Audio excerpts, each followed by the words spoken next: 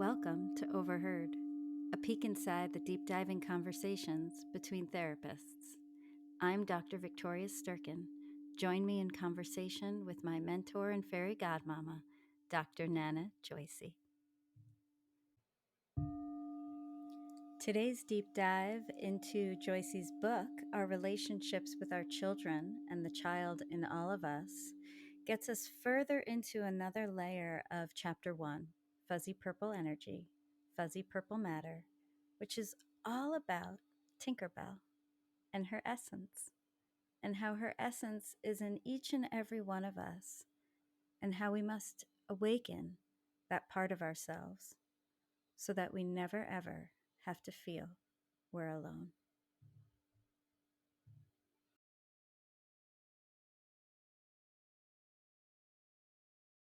Hi, JoySee. Hi, sweetheart. How are you? I'm good. It's so good to see you. I am very excited about all of this. I am so excited too. I love doing a deeper dive, and I love, obviously, the conversations you and I have together. And so this is a real intimate process that we're opening people up to, our process together. Exactly.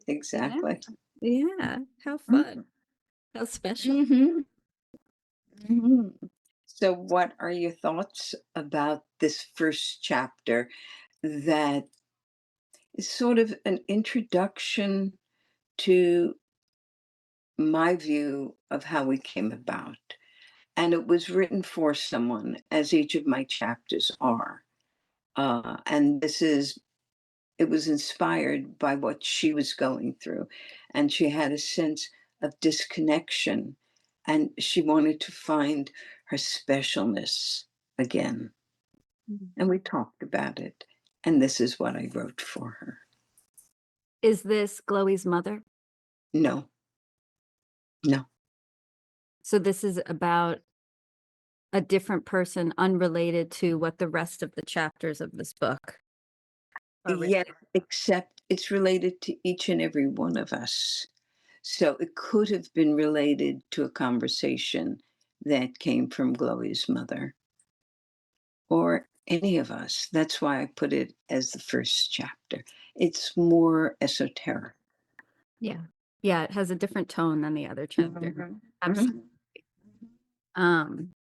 And that's interesting. That's important for us to know. I wasn't really aware of that either, that this chapter is born from a more universal story, but was particularly written for somebody not related to the glowy stories.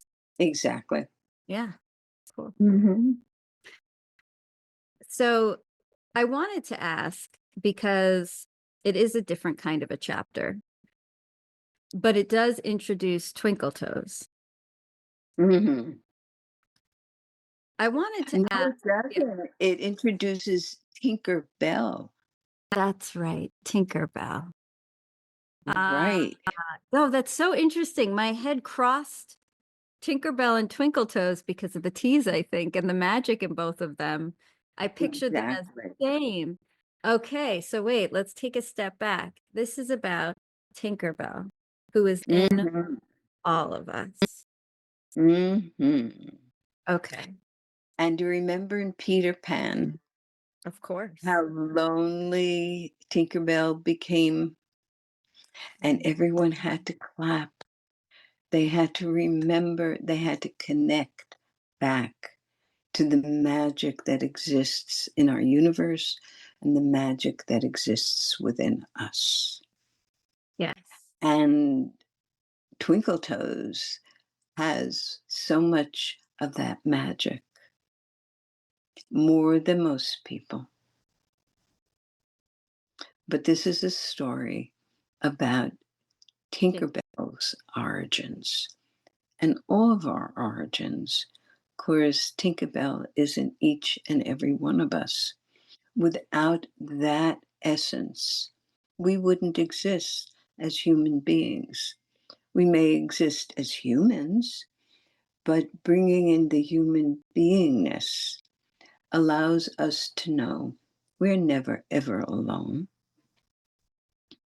We were created within the womb of another. We were created ideally from a loving relationship, and I know most of us weren't. Not in the way we're striving to experience lovingness. And so this reminds us of our origins.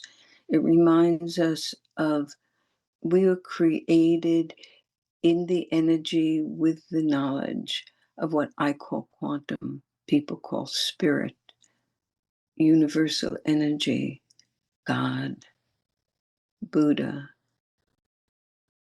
the Christ, Mother Mary, Allah. There is an energy that is acknowledged that goes beyond us. And in our early beginnings, in the formation of early languages, the languages themselves held the concept that we all come from a bigger breath. And we are then created in our form, and we hold an individualized breath. But as we breathe, we in fact take in universal energy. As we eat, we are taking part in that which was transformed by the sun, by the minerals, by the earth. So this story talks about what I was touched by with Peter Pan and how I always identified with TinkerBell's energy, presence, meaning. And I wrote this long before I became involved with BrainWorks. And it delights me to understand the bringing together of our finger pads, which is what we do in most religions when we go into prayer. We bring together our two sides. And embryologically, we are formed from the notochord, a right and a left side of us emerges, and our right side is formed separately from our left side. And then they weave together in many, many wondrous ways. And so, without knowing, I was bringing the finger pads together lovingly, with awareness, with growing interaction.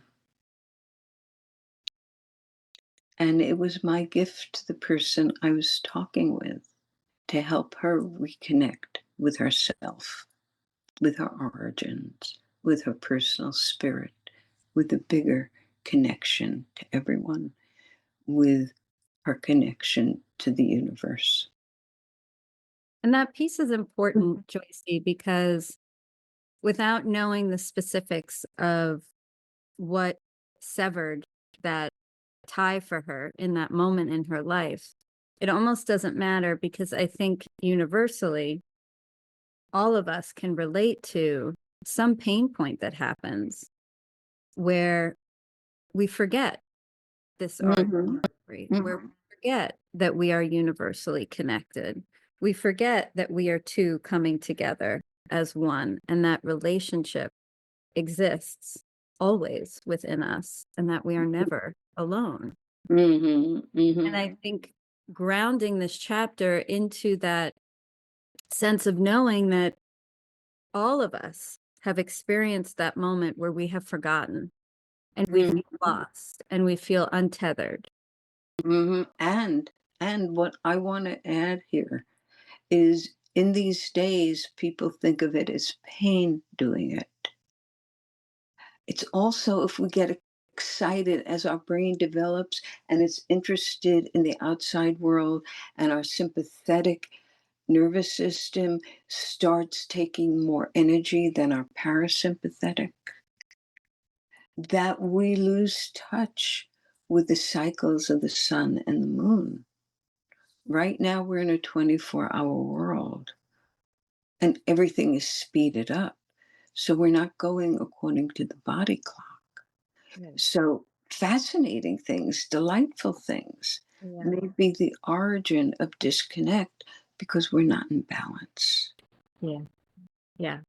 So And you're that's in an understanding that when there is too much intensity, no matter what is intense, it could be delightful things, it could be painful things.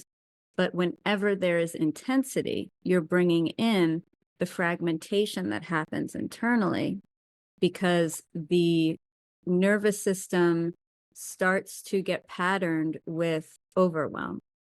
Where mhm, in that overwhelm, we almost don't even have time to really take all of us with us. We start fragmenting, and there's different parts in the driver's seat, and we've left so much of ourselves behind. And we then can find ourselves feeling really untethered and disconnected without any kind of trauma happening at all. mhm, mhm. And so So, I want to pause us here because part of what I do is I bring nuances in. And for me, they're very important. And I always listen for where can I add a little differentiation that could help someone focus. So here you're using the word intensity, and the beginning of intensity can be delightful. But at what point does something become intense in a part of our physiology and there's not a partnership of balancing? So if intensity connects to flow, then flow and the sense of the brain, for me, flow comes when there's enough coherence within what's firing in the brain, in the heart, and in the gut, that the brain is not just connecting parts that have already developed and feel comfortable.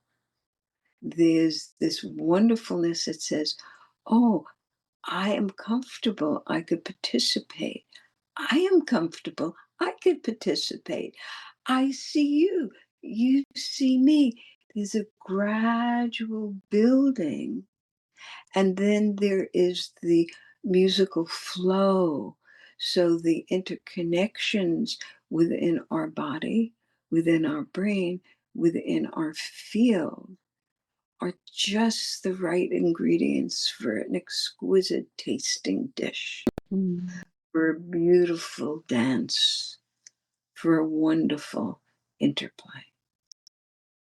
But if one part has more capacity and takes over, or the outside input starts taking over, and we lose our balance, that's where intensity, as it's added to, we skid out of control.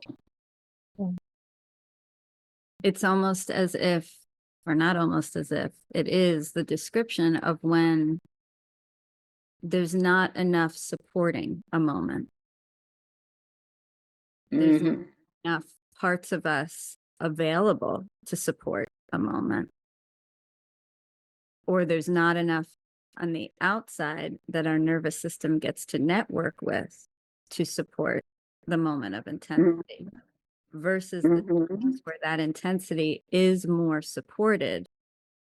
And then we're not in an overwhelmed, fragmented way. Mhm. We're in an expansion.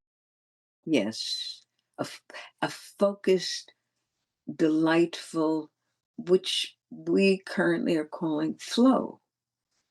So the container within, the container between us and the world is large enough and clear enough and strong enough and resilient enough to allow this dance that brings delight. Mm. I'm not using the word in this context excitement, because again, that's a word that is unclear to the people that I talk with. Because often they feel excitement when their fear is shut down for a moment and they're being stimulated. And they're being stimulated in the way our world has conditioned them to want more and more that comes in from outside rather than having the world say, take this in, taste it, let your body know the variations that it's offering, digest it. Everything that we take in needs to be digested. And the body says, this I know how to deal with. Hmm, this is interesting. I want to learn how to deal with it. And there's enough time given to us and enough skill so that we can indeed deal with it. That's delightful pleasure. Mm. For me personally, I use the word excitement and exciting when I notice something and it's twinkling and it's invigorating and it's touching my many parts. And then a part of me extends and expands. And there's a quieting so that I take in only as much as my sensorium, my senses, my processing is able to take in. And I don't feel I'm missing anything. No, I we're expanding on what we're receiving. That's right. Would you say that TinkerBell's presence is awakened when we give ourselves this digestive time? Absolutely. Absolutely. So let's go back a little bit to really define very clearly what TinkerBell's essence is all about. Mhm. It's a I lot of can what do we're that. talking about. Right. I could do that, but I'm gonna do it a little differently because what you stimulated with me is we're talking about the gut brain. Mm. We're talking about our very beginnings of what is going to evolve into us where we experience tropisms.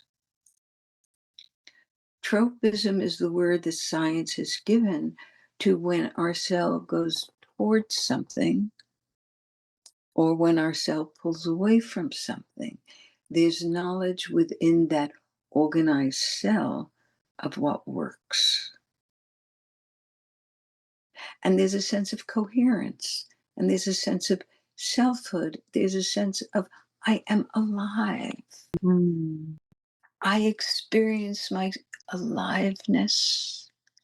Later on, it becomes presence, but aliveness, curiosity, relationship. We were formed with two coming together and held in the arms of our DNA in creation.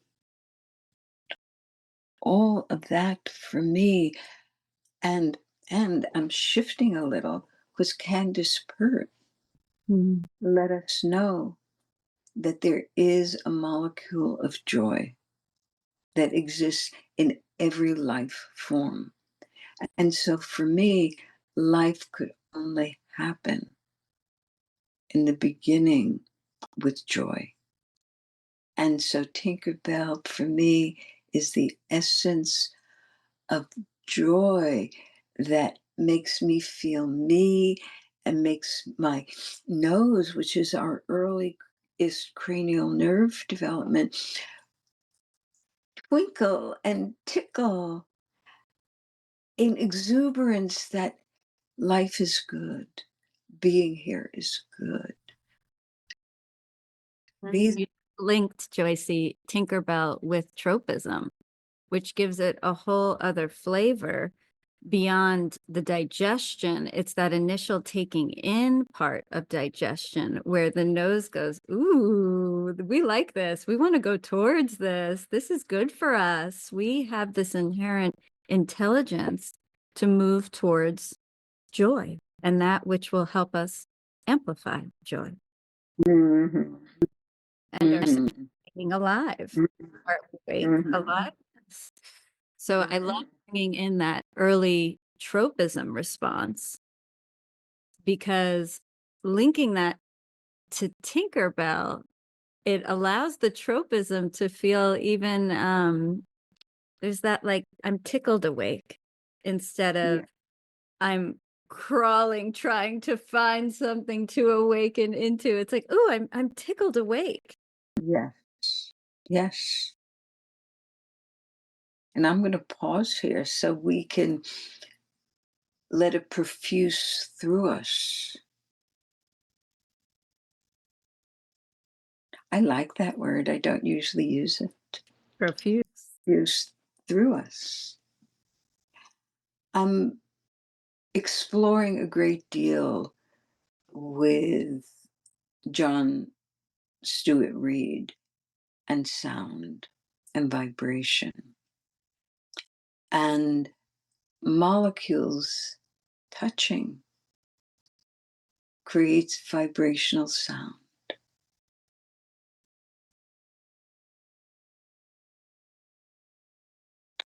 And as the vibrational sound is created, light is created. And science now knows that we're all giving off infrared light. The metabolism of each of our cells is creating sound. And when it's coherent and healthy, it is music. Mm. And he is showing the vibrations of what sound creates in these exquisite mandala like forms and pictures. And whenever I talk, every one of my cells feels the vibration of my words. And that's why it's so important for us to think of what words that we use that our culture has taught us. Because as our culture teaches us something, our body has a conditioned reaction to it. Mm. And so sometimes I want to make up words with people so they're uniquely ours. And the tone before the newborn knows a tone has particular meaning in our culture. That tone is taught to us in our mother's womb because her chemical changes are conveyed to us as she hears and responds to tone. Mm. So we're being conditioned to tone later on as we hear words in our last 3 months of gestation. Mhm. Words are conditioned into us. And so I then talk about us here and now. How do we react to people's words and tones? I could go further. How do we react to their energy as they come to us before word is said? These are tropisms that we still use, but we don't think about them consciously. And often they're poo pooed. But if we started saying, what do I give to my body, Mhm. to my nervous system, to my being so that it could function optimally?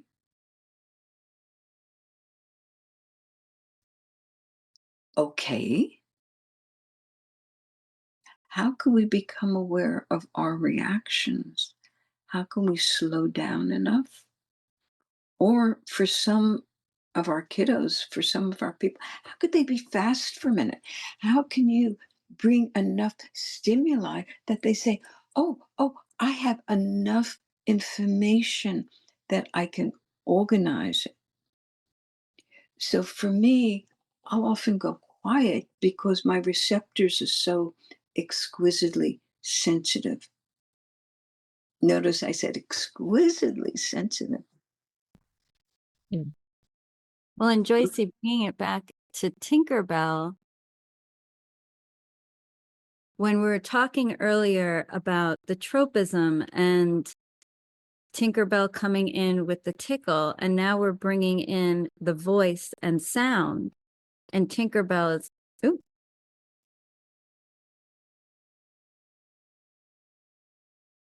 Okay.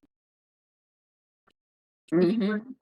bringing in now the sense of TinkerBell awakening inside of us when we're really holding a deeper awareness of sound and how sound and vibration enters the cells and reminds us of our awake aliveness. Mhm. Mhm. I had a client a couple of weeks ago tell me that, and this was surprising to hear from her, and it was so beautiful. But she said, I started saying, I love you, and then her name Mhm. to myself every day. I was very Mhm. surprised to hear that from her, and obviously pleasantly surprised. And she said, it's really helping me to remind myself that I am loved, so that Mhm. I'm not in desire all the time, wishing and hoping and feeling so alone. And to me, going back to what TinkerBell is all about, what the essence of TinkerBell is all about, and bringing in how do we awaken to that essence? It's in the aerobiome, in the smells, it's in the sound of our own voice and the sounds of the environment that are conditioned with loving presence, Mhm.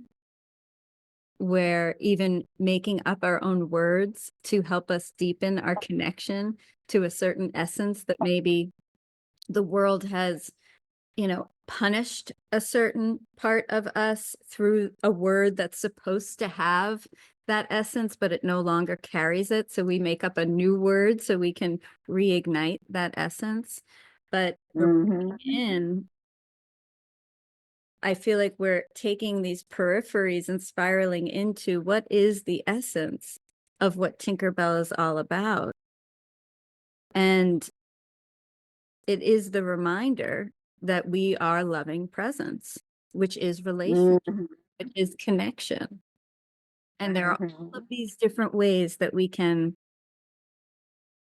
interact with that part of us and Mhm. awaken that part of us when we've either been overwhelmed into a fragmented state and lost it, or pain has come in and fragmented that part of us and we've lost it.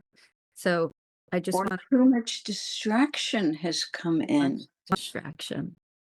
I want people to know that, and I smile as I say this, as the child is growing, and there's a moment that their brain, their cognitive brain, their frontal executive brain is starting to come more online.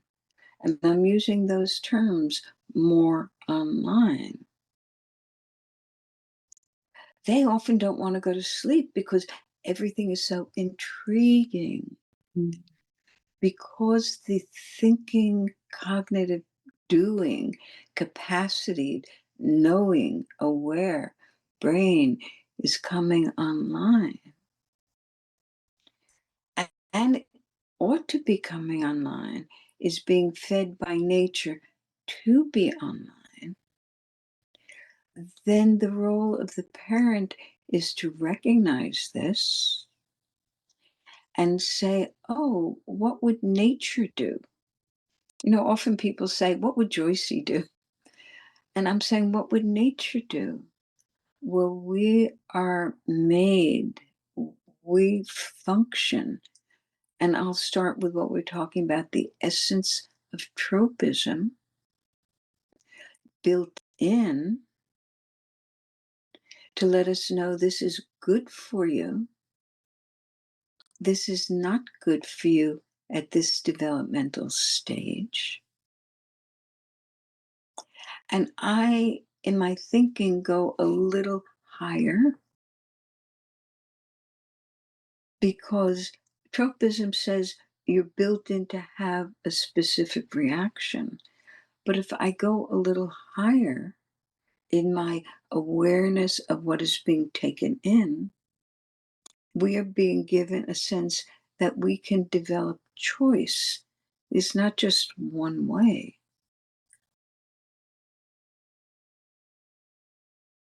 And I'm going to do what I do because we could listen to the recording.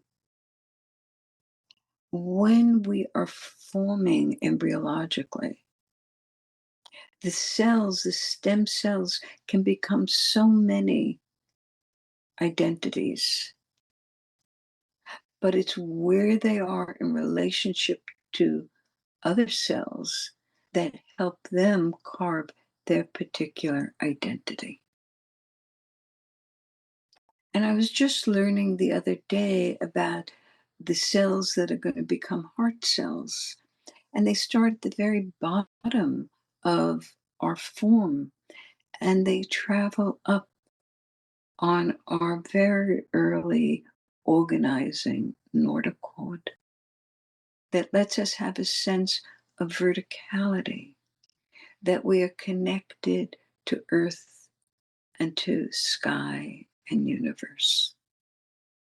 And the cells, we, us, travel up and they say, I am visiting so many extraordinary places. And because of who I am, I'm going to take this element of who I am meeting and what I am seeing and what I am learning.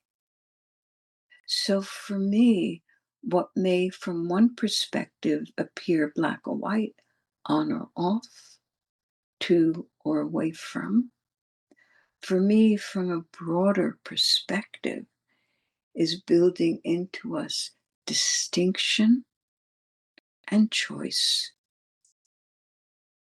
and variation of possibility from which the very beginning. starts which starts with infinite possibility, because the stem cells can go in any direction, but they go in particular direction and they find more specificity and discernment based on where they are and what they're interacting with in that Mhm. embryological environment, which allows the knowing that the universality, is that a word? Universality, Reality absolutely we're is. using that word, that is in each of the cells of our organs, allows each organ to know one another with way more intimacy than we may have realized before learning that the cells of the Mhm. lungs could have been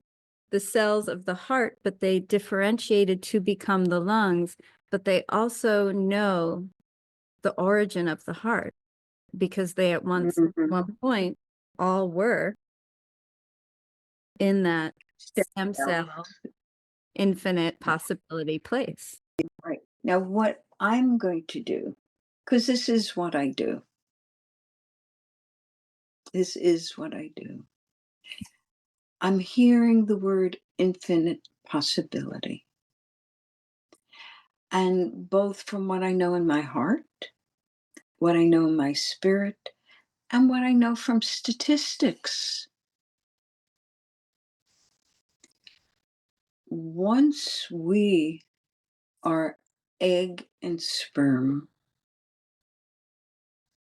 we have traveled down from the bigger universe of infinite possibility, the bigger breath, and we've moved into our individualized breath.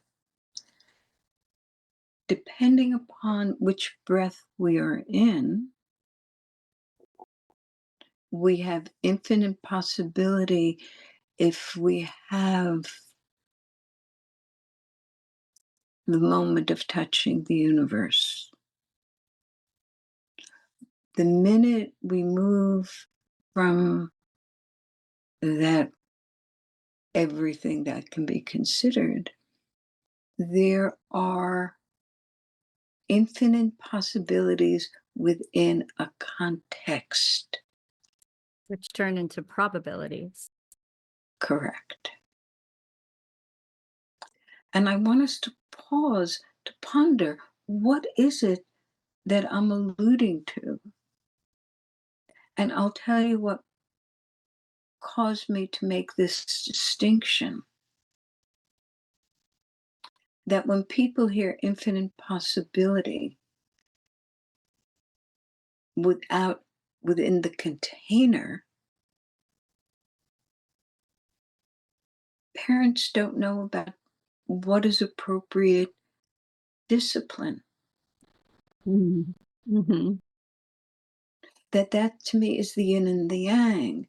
There is this sense, if people would ponder, what are the distinctions that allow us to be related, to be coherent, to maintain essence of humanness, essence of our relationship to the bigger planet and the sky and the earth. We are created within and between. And each of those within offers us such exquisite possibilities, infinite possibilities within our nature of existence. So I'm playing with a concept because I feel that what has started to dominate things is extreme words. And so they're not reflected within and the way we are with others. What are our what are our potentials? Mhm. A caterpillar is going to have different potentials than you and I. And I'm not slicing and dicing.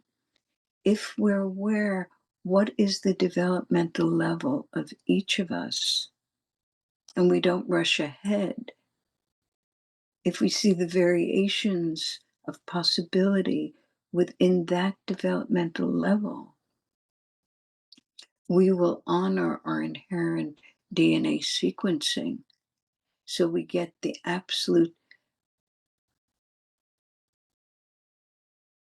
most welcoming foundation. Mhm. You heard me pausing because I didn't say best, right, correct. Those words come from our thinking brain. They're not words of our cellularness.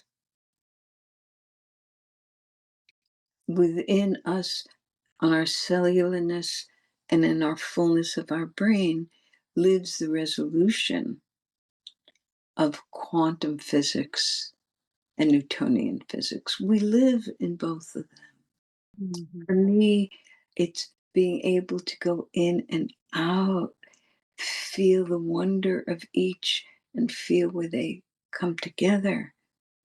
And TinkerBell is the essence of the wonder of our universally embraced biology. Yeah. And what you're bringing into consciousness for me right now, JoySee, is how important, number one, our interaction with the environment is to allow us to feel into what is appropriate sequence for development, to allow for what is absolutely possible to occur, but we actually limit probabilities if we are too extended out in the infinite, because we're not grounding into what is. If we're too grounded into a particular part of what is, we're missing out on possibility. So Mm-hmm. there's this continuum of interaction that's so important for us to reach more possibility without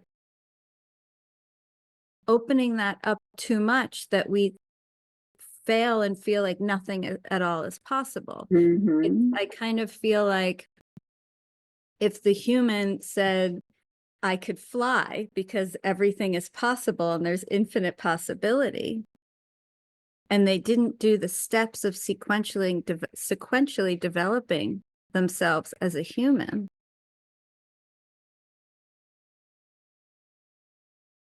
they maybe would not have been able to develop an airplane so that they actually could fly. Mm-hmm. Mm-hmm. Mm-hmm. And so it's really the interaction between the body's developmental needs to become and what's possible in the environment. Mm-hmm. And so that containment is so important because the infinite can really pull us out of what is really truly possible Mm-hmm. and overwhelm people. And that's why that containment is so important, and the interaction within the container, so that we have that cellularness to go back into, to feel into what is sequentially appropriate and available to expand into, and then condense back so we can contract and digest and update sequentially to get to the next step. Mm-hmm. Mm-hmm. And I'm going to spiral. I did my dance. You experienced my dance. You're organizing it for you. And my way is to keep taking in the data, mulling it over, making connections, summarizing it, and then making a haiku of Mhm. it.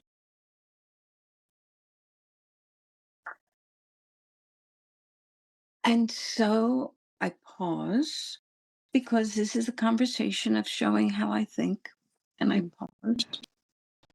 I had an idea and it kind of expanded into my first reaction is it evaporated, but it didn't. No, my first reaction is I was connecting to something larger than my thinking brain. My thinking brain said, oops, it evaporated.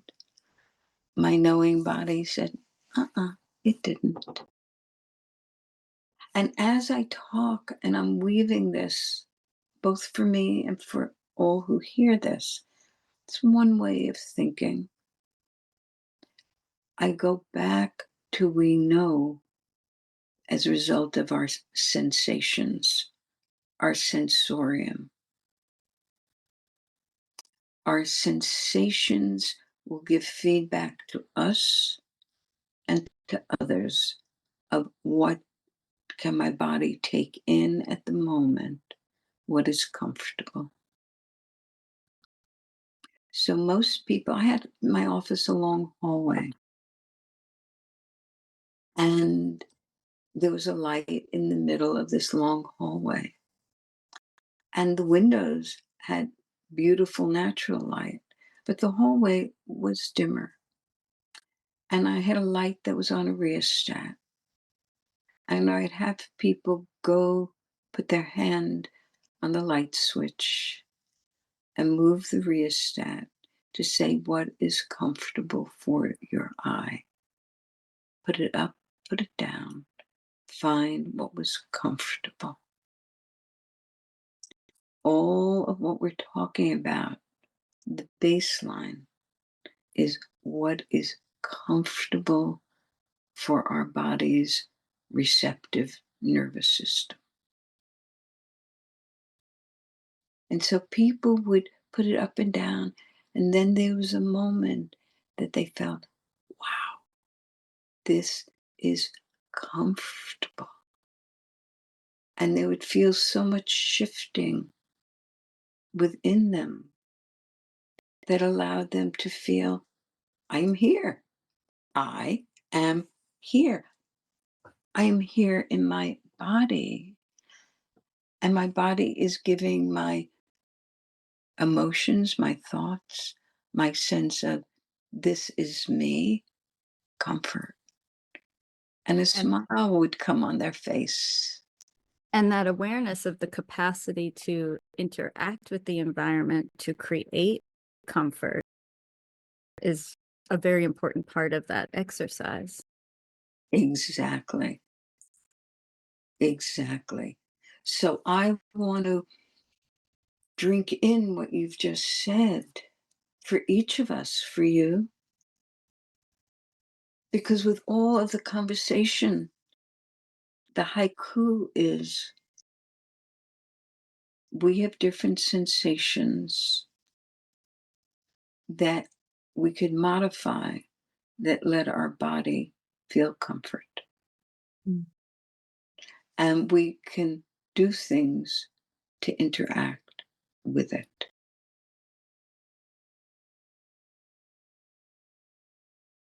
And I'm pausing and then I'm going to play with something, but I'm pausing. We could interact with the environment when we're aware of it. Very early in life, our DNA gave us ways of doing things, wasn't in our thinking control. When we're in fear state, in panic, our body takes over. But our body hasn't, that part that takes over is eons old. It doesn't have access to our thinking brain's knowledge. It shuts off.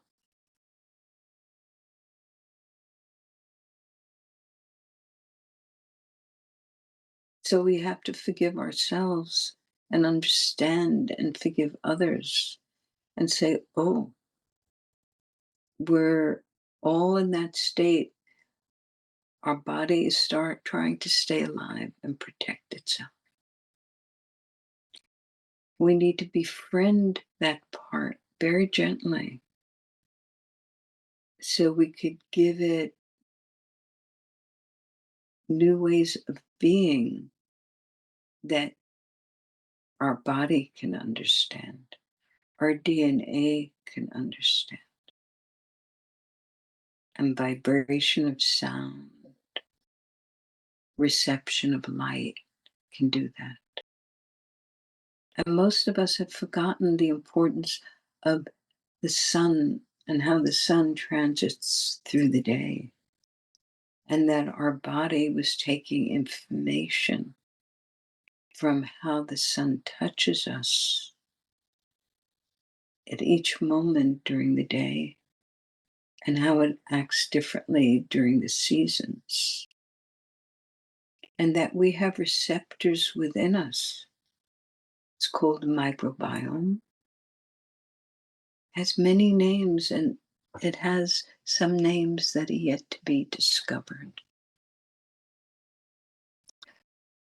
So I went from using the light dimmer to say, what can we learn about our basic needs and how we could modify, and control them, and soothe ourselves, and let ourselves ease into our needed sleep, wake gently to enter the world prepared, delighted, looking forward to.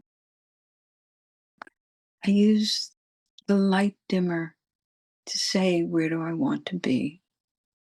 Where do you want to be? You too can use the light dimmer. It's a very simple beginning step to make you aware of this is what comfort feels like to my eye, to a very important part of me. And I playfully, maybe mischievously, then brought in the microbiome that lives with us, informs us, and we need to think about in addition to what does my eye feel comfortable about. So if we go to nutrition to think about our microbiome, the basic part, the beginning part that TinkerBell knows about is our relationship with our body's comfort. And comfort carries joy because we're built with a molecule of joy. So TinkerBell is about joy and comfort. TinkerBell is relating with us always. And so she shares with us the essence that we are always in relationship to different parts of our body, to different people, to nature, to the bigger other, to the breath from whence we gain life to be in this world, to our flexion of going in, to our extension of opening up to being cradled by the waters that hold us in the womb, to being cradled by nature and the air and one another, to being cradled by our energetic field that has exquisite, subtle sensation, like our nose that comes in and tells us about fragrance, lets us know to go to or to contain ourselves or to withdraw.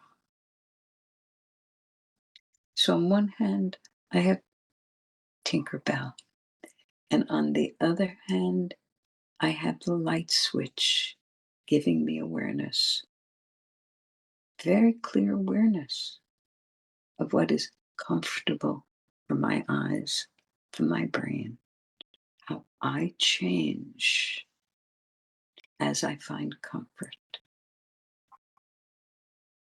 how I could raise the light a little to stimulate my sympathetic nervous system and more interaction, how I could lower and dim the light a little to go within to my parasympathetic. So my being and my body and my biome can nurture me and feed me.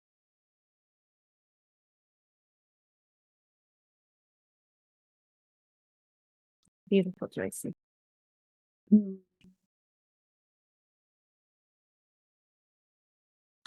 I never, ever, ever expect people to take in everything that I say. I've lived many, many years. I've learned many, many things, and I continually learn. But here, select what feels right. It's like the tropism. Go to what we talked about that touches you. It's a recording. We take things in, and when we're ready, we go back to what we took in.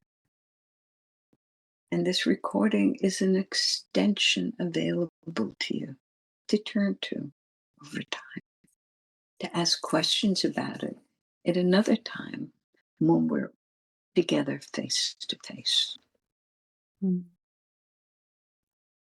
So important, which is really an honoring of all we're talking about, which is honoring our readiness, honoring our sense of comfort, honoring our sequential needs of what to take in and when, and knowing that it's all available to us whenever we need it. Mhm. As we know about it, that's it. Oh, there's the recording. There's a tree. There's rest. There's exercise. As we put words to things, we then have the opportunity to make it happen.